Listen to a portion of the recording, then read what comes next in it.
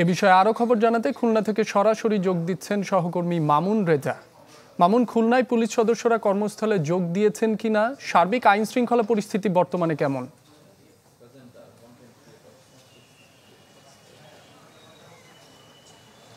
রাব্বি, খুলনায় পুলিশ সদস্যরা তাদের নিজ নিজ কর্মস্থলে যোগদান করেছেন, তবে তারা এখনো পর্যন্ত ইউনিফর্ম পরছেন না এবং বাইরে কোনো ডিউটিতে যাচ্ছেন না। তারা থানা, ফাঁড়ি, পুলিশ লাইন কিংবা তাদের যে সংশ্লিষ্ট যেসব ইউনিট রয়েছে এই ইউনিটগুলোতে তারা অবস্থান করছেন। কেউ ইউনিফর্ম পরে বাইরে যাচ্ছেন না, এছাড়া ভেতরেও তারা ইউনিফর্ম পড়ছেন না। খুলনায় গত 3 দিন ধরে এই অবস্থা রয়েছে। নগরীর কিংবা জেলার কোথাও সড়কে পুলিশের টহল কিংবা আগে যেভাবে গুরুত্বপূর্ণ মোড়গুলোতে পুলিশ মোতায়েন থাকতো সেটি দেখা যাচ্ছে না।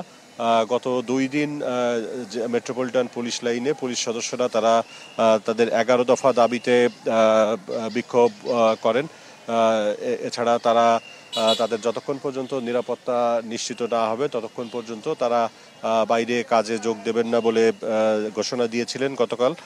আর যেহেতু সড়কে পুলিশ নাই, সে কারণে গত 2 দিন ধরে শিক্ষার্থী, বিএনসিসির সদস্য, রোভার স্কাউট, এছাড়া নিরাপদ সড়ক চায়ের সদস্য, বাংলাদেশ ইসলামী আন্দোলন বাংলাদেশের সদস্যরা তারা সড়কে ট্রাফিক পুলিশের দায়িত্ব পালন করছে। এর পাশাপাশি তারা রাতে বিভিন্ন মন্দির পাহারা এলাকায় টহল দিচ্ছে।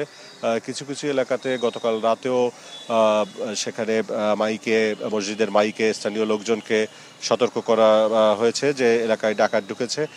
স্থানীয় লোকজন তারা প্রতিরোধ করার চেষ্টা করছেন। আর আস্তে আস্তে পরিস্থিতি স্বাভাবিক হচ্ছে। খুলনায় সব ধরনের যানবাহন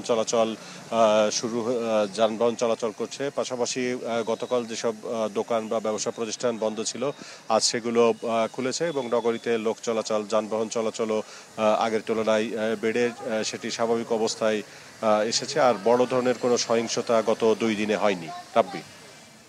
জি মামুন, আপনাকে ধন্যবাদ। দর্শক, খুলনা থেকে যোগ দিয়েছিলেন সহকর্মী মামুন রেজা।